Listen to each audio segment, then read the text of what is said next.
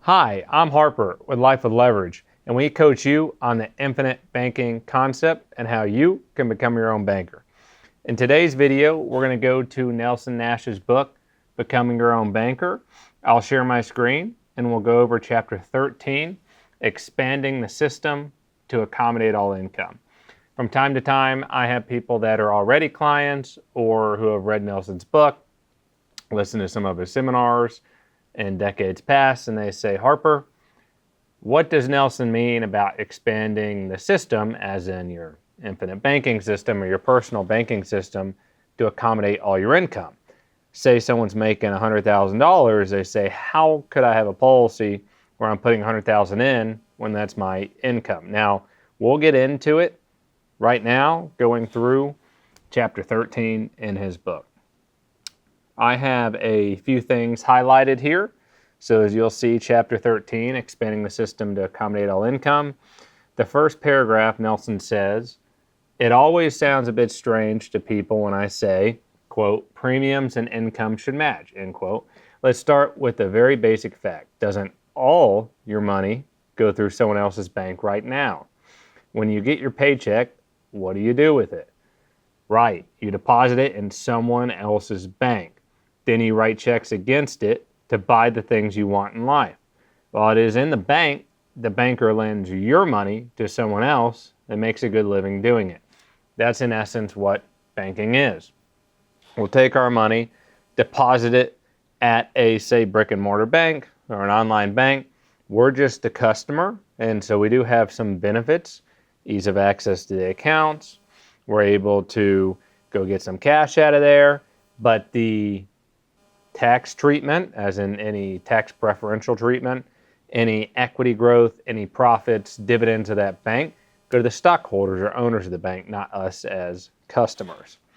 He goes on to say, it seems a little ridiculous, but my all-American man in chapter 4 is depositing all of his paycheck in a bank and then writing checks for 34.5% of every dollar to pay interest alone back to someone else's banking system. He'll never see that money again. It is gone forever. Why does he behave this way?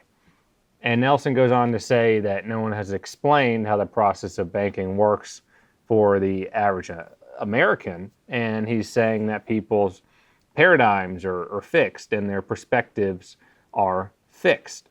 We'll skip a few lines in, and he says, when he builds a banking system through life insurance, makes loans to himself to buy automobiles, and pays back to the policy or policies the same payment he would have to pay a banking institution, then he makes what the banking institution would have made off of him. And it is all done on a tax-deferred basis. The interest he pays never leaves his account and control. If this is done consistently throughout life, it'll make a tremendous difference in his financial picture. What Nelson is saying is, if you're depositing money at a bank and you go and borrow from that same bank, or from where you buy your automobile and maybe they finance it on your behalf, right? You're paying interest to a third party, and that pool of money or cash that's out there is something that you're not owning, you're not controlling, right? Because interest is going out the door to a third party. Whereas if you were to shift your cash that you've been depositing, like your paychecks in someone else's bank, accumulate it or capitalize it within a life insurance contract for purposes of infinite banking, a whole life insurance policy with a mutual company, you're both the customer, the policyholder, and the owner of that mutual insurance company that operates virtually identically to a bank. Money goes in to a life insurance company. They got to put that money to work by loaning it out to profit, except guess who also is the owner? You and me, whoever else is a policyholder. So if you were to put money in that policy, it accumulates and grows on a tax-deferred, really tax-free basis if handled properly. You're also solving for a death benefit in life and your need for finance, which is primarily the main reason to start practicing infinite banking concept, hence the name. Now, as you're borrowing from that same mutual insurance company or that same pool of money, and you're going to get a preferred borrowing treatment on interest rate, how and when you repay the principal and interest, but your cash never leaves the policy, compounding and growing. So in essence, you're both the customer and owner of the bank, therefore cutting out the third-party individual or institution you've been paying interest out the door to. Nelson goes on to say, so far we have only looked at what will happen if we create a system that will finance just one automobile every 4 years. Why not expand the system by starting another policy that will finance the other automobile in the family?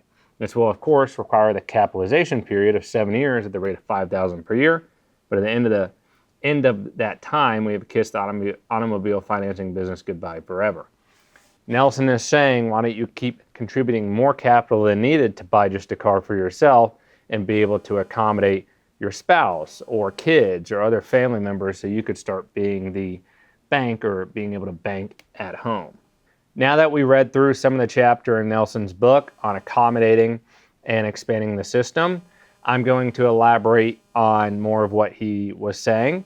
So he's saying, hey, if you're using your infinite banking system to finance an automobile or finance a real estate flip or investment or escrow your property or insurance taxes, he's saying, hey, if more money is going into someone else's bank, is then going out of someone else's bank for expenses or for investments or for spending, he's saying, hey, treat someone else's bank like you would treat your own, or flip that to where your own bank is now the preferred place that you're flowing your paychecks or your income.